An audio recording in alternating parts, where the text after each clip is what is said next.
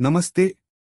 कौन सोच सकता था कि पुलिस स्टेशन में चुपचाप आई यह छोटे कद की महिला कोई आम इंसान नहीं होगी।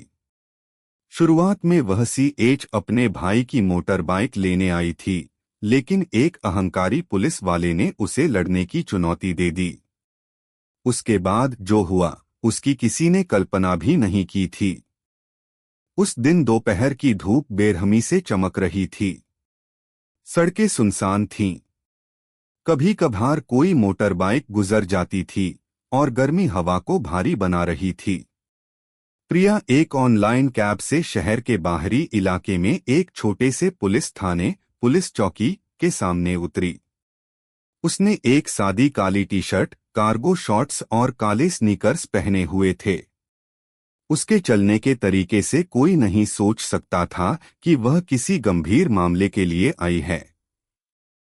उसका मकसद सिर्फ एक था, अपने भाई की मोटर बाइक वापस लेना, जिसे 2 दिन पहले कॉलेज के पास चेकिंग के दौरान पुलिस ने जब्त कर लिया था। खाली सुरक्षा चौकी से गुजरने के बाद प्रिया सर्विस रूम में दाखिल हुई। कुछ अधिकारी आराम से कुर्सियों पर बैठे थे। कुछ बातें कर रहे थे, एक दो अपने मोबाइल में व्यस्त थे। किसी ने तुरंत उसका स्वागत नहीं किया। प्रिया सर्विस डेस्क के सामने कुछ देर इंतजार करती रही। उसने कोई शिकायत नहीं की, बस शांति से खड़ी रही और अपने प्लास्टिक फोल्डर को खोला जिसमें दस्तावेजों की फोटोकॉपी और जुर्माने की आधिकारिक रसीद थी। कुछ मिनट बाद एक हेड कांस्टेबल रैंक का पुलिस वाला अंदर से आया। उसका शरीर भारी था, पेट निकला हुआ था और उसकी तंग वर्दी के नीचे से उसकी बाहों की मांसपेशियां साफ दिख रही थीं। उसने प्रिया को संक्षिप्त रूप से देखा और फिर आलसी लहजे में पूछा, क्या काम है, मैडम? प्रिया ने सपाट और विनम्र आवाज में अपने आने का कारण बताया। पुलिस वाले ने ऐसे सांस छोड़ी जैसे वह ऐसे छोटे मोटे मामलों से ऊब चुका हो, फिर सिर हिलाकर प्रिया को फिर से इंतजार करने के लिए कहा। वह बिना कोई आश्वासन दिए बगल के कमरे में चला गया। समय धीरे धीरे बीत रहा था। कमरा भीड़ भरा नहीं था, लेकिन अधिकारियों के ठंडे रवैये ने माहौल को असहज बना दिया था। इसके बावजूद प्रिया सीधी खड़ी रही। उसकी आंखें चारों ओर देख रही थीं, उसका चेहरा शांत था। वह अच्छी तरह जानती थी कि इस तरह की प्रक्रियाओं में समय लग सकता है, खासकर जब आप ऐसे अधिकारियों से निपट रहे हों जो खुद को शक्तिशाली महसूस करते हैं। लेकिन प्रिया ने कोई भावना नहीं दिखाई। वह लड़ने के लिए नहीं आई थी। वह सिर्फ कानूनी तौर पर अपने भाई की मोटर बाइक वापस लेना चाहती थी। कुछ मिनटों के बाद अंदर के कमरे का दरवाजा फिर से खुला। हेड कांस्टेबल राकेश पानी की बोतल पकड़े हुए बाहर निकला, जैसे उसे कोई जल्दी न हो। उसका कद विशाल, हट्टा कट्टा और आत्मविश्वास से भरा हुआ था। उसने प्रिया को ऊपर से नीचे तक देखा, फिर आलसी लेकिन अधिकारपूर्ण कदमों से पास आया। बिना किसी औपचारिकता के वह सर्विस डेस्क के पीछे की कुर्सी पर बैठ गया और अपनी पीठ टिका दी। फिर उसने लगभग मजाक उड़ाने वाले लहजे में बातचीत शुरू की। अगर सिर्फ मोटर बाइक का काम है तो इतना सख्त दिखने की जरूरत नहीं है, मैडम, उसने एक व्यंग्यात्मक मुस्कान के साथ कहा जो उसके तिरस्कार को छिपा नहीं रही थी। प्रिया ने कोई प्रतिक्रिया नहीं दी। उसने राकेश को एक पल के लिए देखा और फिर फोल्डर को मेज पर खिसका दिया। मैं बस अपने भाई की मोटर बाइक लेने आई हूं, सर। कागजात पूरे हैं, जुर्माना भी भर दिया गया है, उसने धीरे लेकिन दृढ़ता से कहा। लेकिन राकेश ने तुरंत दस्तावेजों को नहीं देखा। इसके बजाय उसने अपनी कुर्सी को थोड़ा घुमाया, अपनी बाहें सीने पर बांध लीं और उस स्थिति का आनंद लेता दिखा जो वह एक साधारण दिखने वाली युवा महिला के सामने निभा रहा था। अंदर चेक किया है क्या? कभी कभी ये रसीदें नकली भी होती हैं, राकेश ने अभी भी ताना मारने वाले लहजे में कहा। उसने फोल्डर को छुआ तक नहीं था। एक लंबी अनावश्यक नजर डालने के बाद उसने पहला पन्ना सरसरी तौर पर खोला और फिर प्रिया की ओर देखा, इस बार थोड़ी संतोषजनक मुस्कान के साथ। ऐसा नहीं था कि दस्तावेज गलत थे, बल्कि इसलिए कि उसे लगा कि इस प्रक्रिया को जटिल या आसान बनाना उसके मूड पर निर्भर करता है। प्रिया ने एक पल के लिए अपनी सांस रोकी। डर या झिझक के कारण नहीं, बल्कि इसलिए कि वह इस तरह के लोगों को अच्छी तरह जानती थी। वह चुप रही, प्रक्रिया को बिना किसी विरोध के आगे बढ़ने दिया, कम से कम अभी के लिए। उसे सिर्फ अपनी मोटर बाइक वापस चाहिए थी, कोई टकराव नहीं। लेकिन उस शांति के पीछे उसकी आंखें राकेश के बात करने के तरीके, उसके हाव भाव और उसके शरीर की लय पर ध्यान देने लगी थीं। सब कुछ उसके दिमाग में बड़े करीने से दर्ज हो रहा था। अभी के लिए नहीं, बल्कि बाद के लिए, अगर जरूरत पड़ी तो। हेड कांस्टेबल राकेश के तिरस्कारपूर्ण रवैये ने प्रिया के हाव भाव को जरा भी नहीं बदला। वह मेज के सामने शांति से खड़ी रही। उसके दोनों हाथ अब आंशिक रूप से खुले फोल्डर के सामने मुड़े हुए थे। उसकी नजर सीधी थी, न तो दया की भीख मांग रही थी और न ही चुनौती दे रही थी। जब उसने अपनी बात दोहराई तो उसकी आवाज सपाट बनी रही। यह अदालत से भुगतान का सबूत है। मोटर बाइक के मालिक का नाम आरसी के अनुसार है और मुझे केवल मेरे भाई का प्रतिनिधित्व करने के लिए कहा गया है, जो कॉलेज के कारण नहीं आ सका। यह वाक्य बिना किसी भावना के लेकिन बिना किसी कमी के कहा गया था। हेड कांस्टेबल राकेश ने धीरे से उपहास किया और अपनी पीठ को कुर्सी में और गहरा धकेल दिया, जैसे वह यह आकलन कर रहा हो कि सामने वाली महिला को और खींचा जा सकता है या नहीं। आप खुद जानती हैं, मैडम। सिर्फ कागज से मोटर बाइक तुरंत बाहर नहीं निकलती। अंदर की प्रक्रिया होती है और वह मुफ्त नहीं होती, उसने एक आकस्मिक लहजे में कहा, जिसे जानबूझकर अधूरा छोड़ दिया गया था। कमरे के कोने में बैठे कुछ पुलिस वाले उनकी ओर देखने लगे, लेकिन किसी ने हस्तक्षेप नहीं किया। ऐसा लग रहा था कि उस थाने में ऐसी स्थिति कोई नई बात नहीं थी। लेकिन प्रिया अभी भी उत्तेजित नहीं हुई।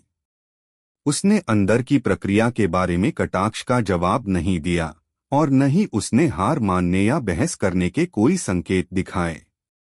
उसने बस फोल्डर को थोड़ा और आगे खिसका दिया, जैसे इस बात पर जोर दे रही हो कि सभी दस्तावेज पूरे हैं और सब कुछ नियमों के अनुसार होने दिया जाए। हेड कांस्टेबल राकेश उस प्रतिक्रिया की कमी से असहज होने लगा जिसकी वह उम्मीद कर रहा था। कुछ सेकंड की चुप्पी ने वास्तव में यह दिखा दिया कि कौन ज्यादा तैयार था। राकेश के पास मेज के पीछे प्रशासनिक शक्ति हो सकती है, लेकिन प्रिया ने खुद पर पूरा नियंत्रण दिखाया। वह कोई भूमिका नहीं निभा रही थी। वह अच्छी तरह जानती थी कि कब बोलना है और कब चुप रहना है। राकेश जैसे व्यक्ति के लिए ऐसे प्रतिद्वंद्वी से ज्यादा मुश्किल कुछ नहीं होता जिसे शब्दों से दबाया न जा सके। कुछ मिनट तक फाइलों को ऐसे पलटने के बाद, जैसे वह गंभीरता से जांच कर रहा हो, हेड कांस्टेबल राकेश ने फोल्डर को जोर से बंद कर दिया। फिर उसने प्रिया को एक ऐसे भाव से देखा जो जानबूझकर आधिकारिक बनाया गया था, जैसे वह एक ऐसे अधिकारी के रूप में दिखना चाहता हो जो आंतरिक नियमों को जानता है।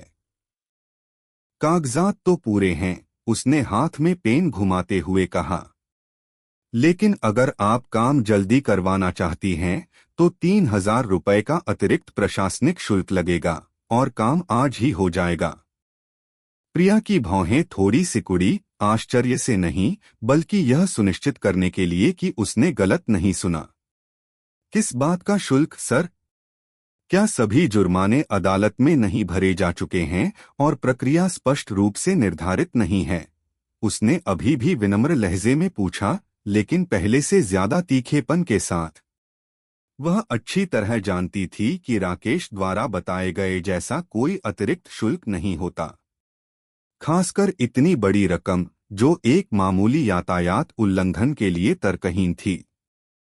राकेश कुर्सी पर झुक गया और लापरवाही से हंसते हुए बोला, हाँ, अगर आप आधिकारिक तौर पर इंतजार करना चाहती हैं तो कर सकती हैं, लेकिन इसमें 1 हफ्ता 2 हफ्ते लग सकते हैं।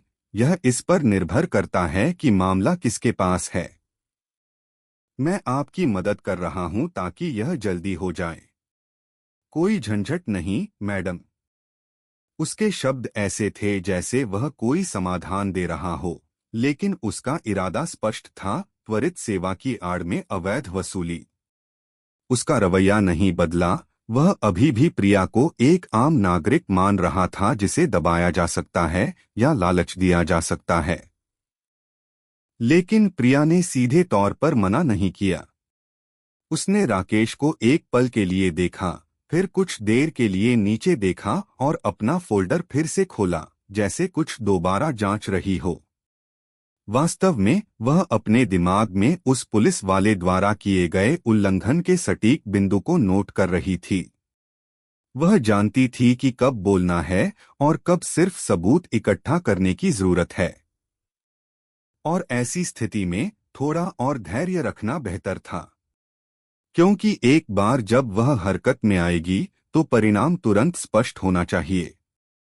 कुछ सेकंड चुप रहने के बाद प्रिया ने फिर से अपना सिर उठाया। उसने फोल्डर के अंदर से भुगतान की रसीद निकाली और उसे मेज पर ठीक हेड कांस्टेबल राकेश के सामने रख दिया। उसकी तर्जनी ने उस निचले हिस्से की ओर इशारा किया जहां अदालत की आधिकारिक मुहर और भुगतान का बारकोड था। मैं वह 3000 रुपये नहीं दूंगी, सर, उसने बिना आवाज ऊंची किए दृढ़ता से कहा। जुर्माना चुका दिया गया है। सभी दस्तावेज पूरे हैं। इस अतिरिक्त मांग का कोई कानूनी आधार नहीं है। उस कथन ने माहौल को अचानक और गंभीर बना दिया। प्रिया के बोलने का लहजा शुरू से नहीं बदला था, लेकिन इस बार उसमें एक ऐसी दृढ़ता थी जिसे नजरअंदाज नहीं किया जा सकता था। राकेश अब हंस नहीं रहा था। उसने प्रिया को थोड़ी बदली हुई नजर से देखा, ज्यादा तीखी लेकिन सवालों से भरी हुई। उसे उम्मीद नहीं थी कि उसके सामने वाली महिला बिना किसी झिझक के उसके प्रस्ताव को अस्वीकार कर सकती है। यहां तक कि उसने सीधे उस अवैध वसूली की कमी की ओर इशारा किया जिसे वह खेलने की कोशिश कर रहा था। बगल के कमरे में बैठे कुछ अधिकारी उनकी ओर ध्यान देने लगे। उनमें से एक, कांस्टेबल दीपक, ने मेज पर फैले दस्तावेजों पर एक नजर डाली। दूर से वह भौहें सिकोड़ता हुआ दिखा, जैसे उसे यह एहसास होने लगा हो कि यह मामला सिर्फ एक गलतफहमी वाले नागरिक का नहीं है। लेकिन राकेश अभी भी पीछे हटने को तैयार नहीं लग रहा था। उसने आलसी भाव से फोल्डर को प्रिया की ओर वापस धकेल दिया और कहा, अगर आप जल्दी नहीं चाहती तो आपकी मर्जी, लेकिन अगर मोटर बाइक को लंबा इंतजार करना पड़े तो मुझे दोष मत देना। प्रिया ने जवाब नहीं दिया। उसने बस अपना फोल्डर वापस ले लिया और ज्यादा सीधी खड़ी हो गई। उसके चेहरे पर कोई डर या झिझक नहीं थी। वह अपनी कानूनी स्थिति जानती थी और इससे भी महत्वपूर्ण बात, वह जानती थी कि किसी ऐसे व्यक्ति से कैसे निपटना है जो अपने पद के पीछे गंदा खेल खेल रहा है। उसका इनकार सिर्फ पैसे के बारे में नहीं था, यह आत्मसम्मान और सिद्धांत के बारे में था। और अगर हालात मजबूर करते तो प्रिया चुप रहने वालों में से नहीं थी। हेड कांस्टेबल राकेश का चेहरा लाल होने लगा, शर्म से नहीं बल्कि इसलिए कि उसका अहंकार आहत हुआ था। उसे अस्वीकार किए जाने की आदत नहीं थी, खासकर किसी ऐसे व्यक्ति द्वारा जो शारीरिक रूप से उससे बहुत छोटा दिखता था, और वह भी अपने सहकर्मियों के सामने जो तब से बातचीत को मुस्कान दबाते हुए देख रहे थे।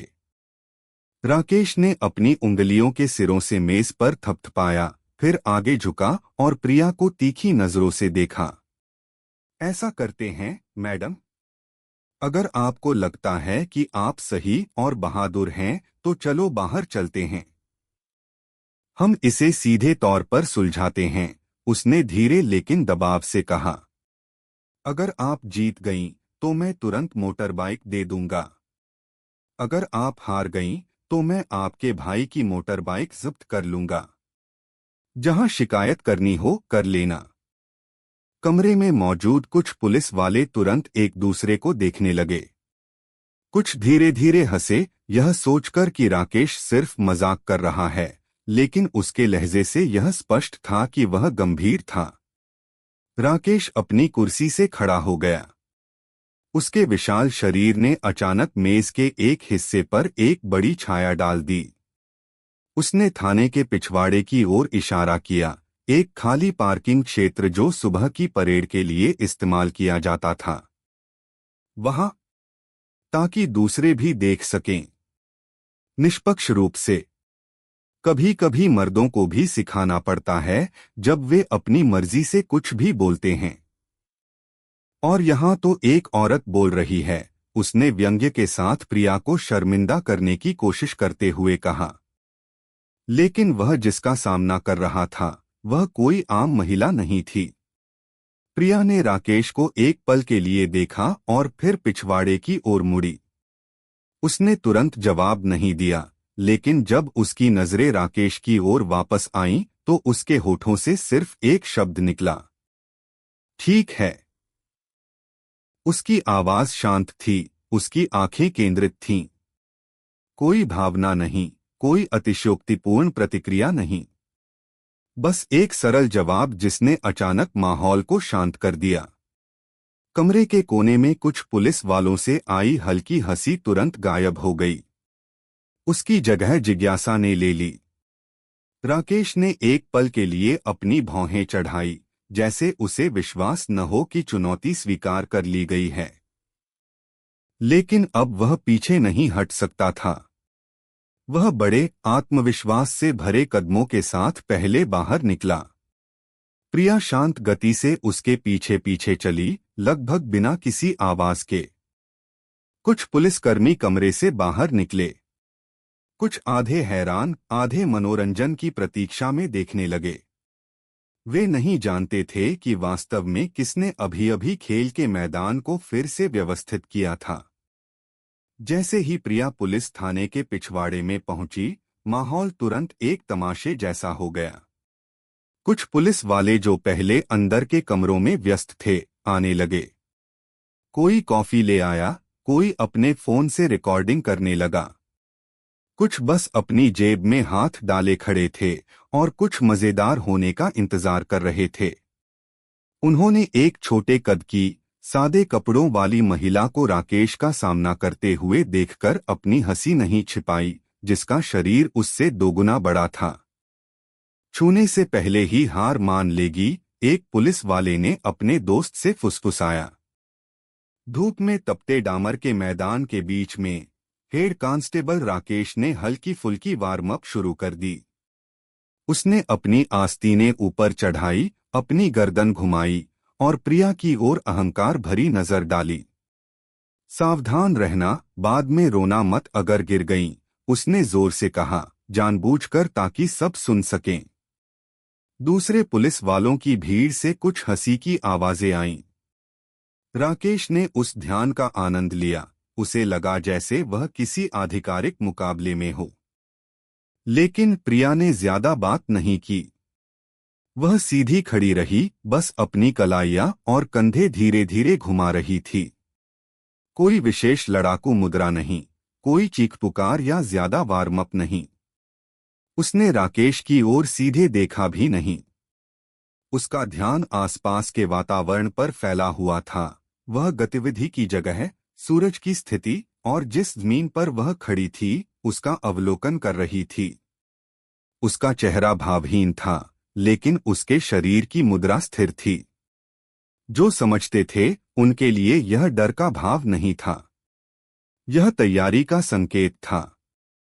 जब स्थिति तय हो गई और इंस्पेक्टर वर्मा, जो शोर सुनकर बाहर आए थे, ने चिल्लाकर कहा, शुरू करो, तो ज्यादातर दर्शकों ने सोचा कि लड़ाई 1 मिनट में खत्म हो जाएगी।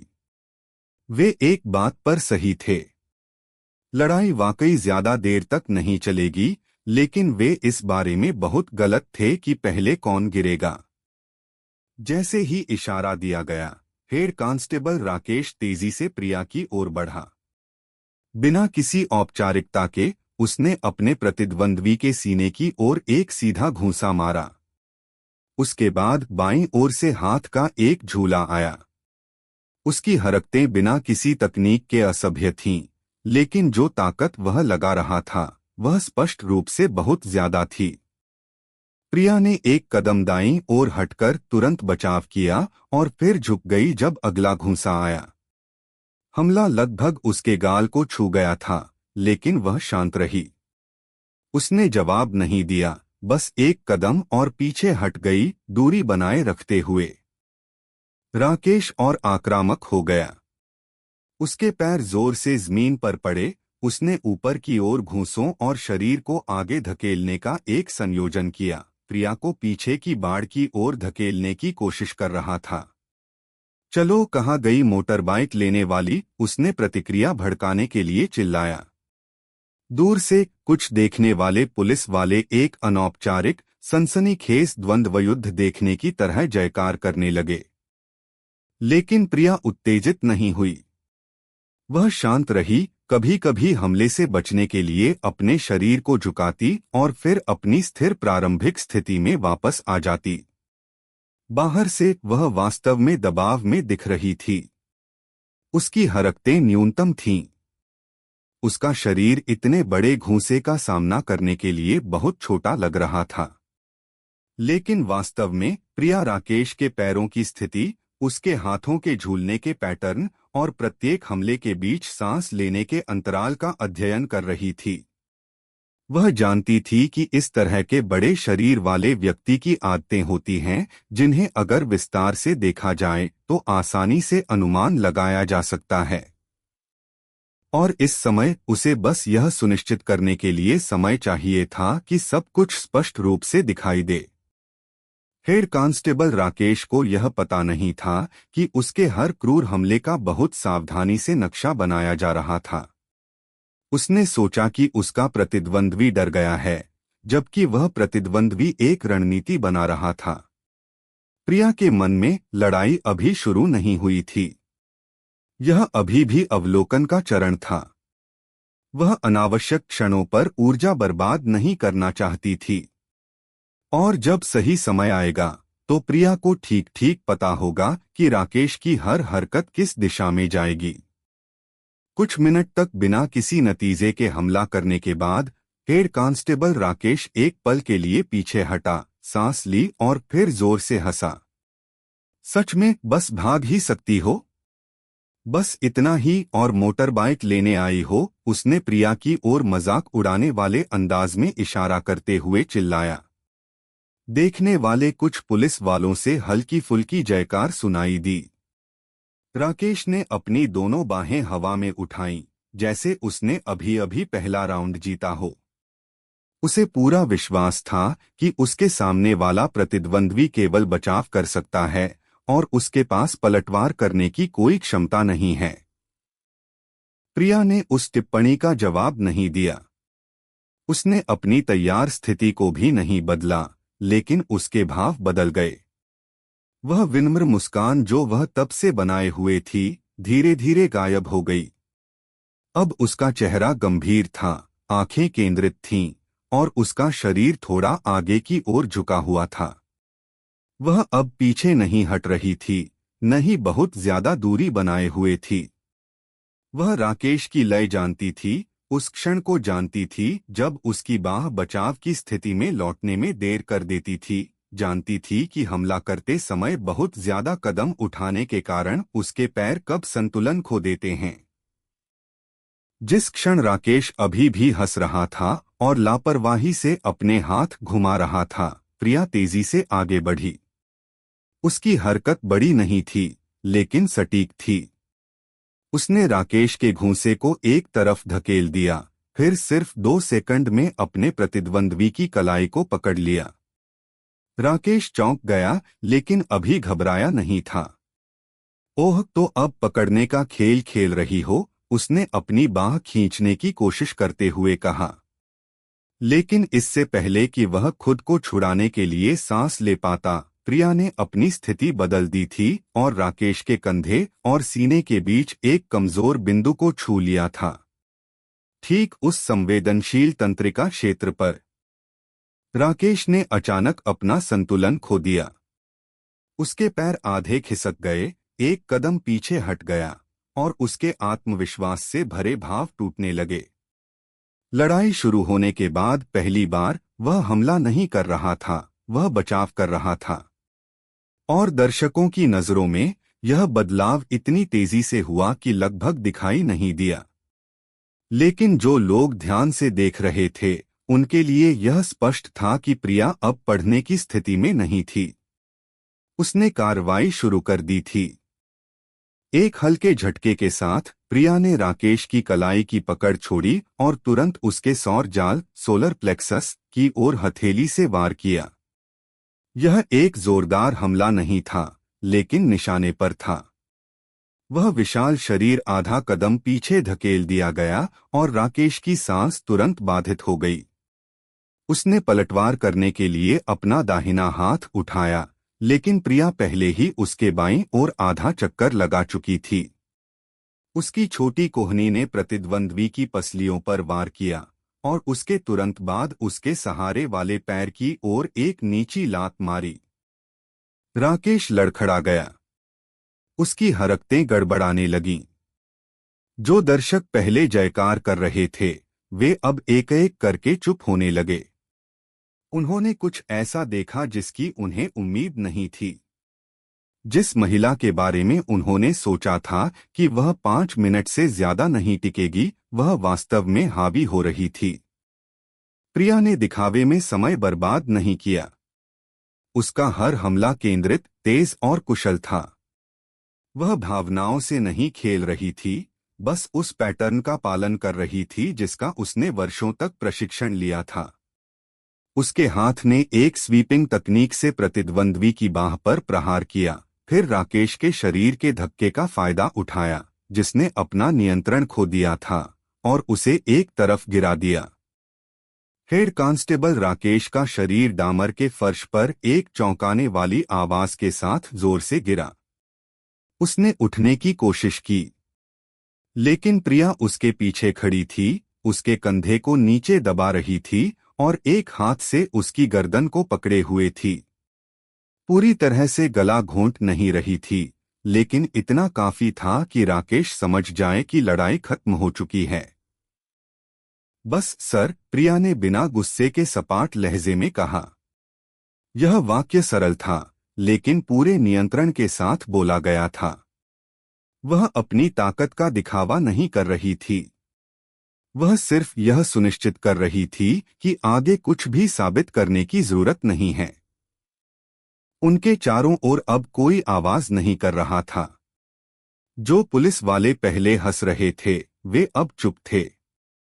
उन्होंने अभी अभी एक ऐसी चीज देखी थी जिसकी उन्होंने कल्पना नहीं की थी, सैन्य तकनीक अपने सबसे सरल और वास्तविक रूप में किसी ऐसे व्यक्ति द्वारा प्रदर्शित की गई जिसे उन्होंने पहले कम आंका था। राकेश अभी भी हाँफ रहा था, डामर पर हाथ रखे हुए लेटा था।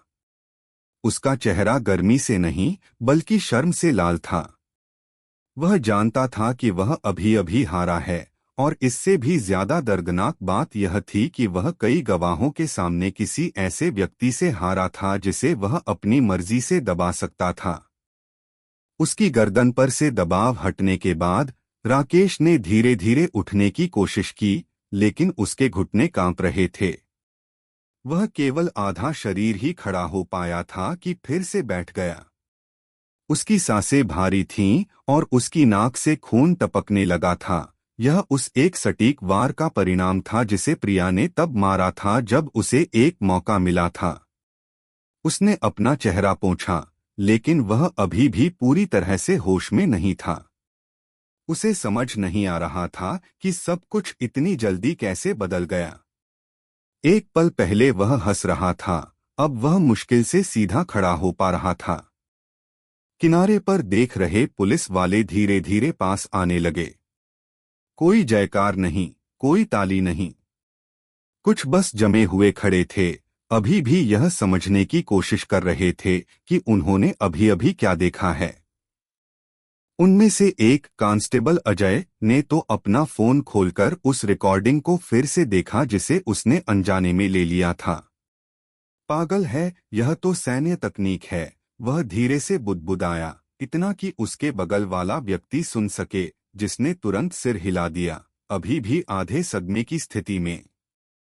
हेड कांस्टेबल राकेश हांफते हुए डामर पर बैठा था। पसीने ने उसकी वर्दी को भिगो दिया था। उसने नीचे से प्रिया को शर्म और भ्रम के मिश्रण से देखा। दुनिया घूमती हुई लग रही थी। वह न केवल शारीरिक लड़ाई में हारा था, बल्कि उसका आत्मसम्मान भी उसके अपने दोस्तों के सामने ढह गया था। कोई बचाव नहीं, कोई औचित्य नहीं, सबने देख लिया था। और जो उन्होंने देखा था वह एक करारी हार थी। इस बीच प्रिया मैदान के बीच में शांति से खड़ी थी, कुछ नहीं कह रही थी।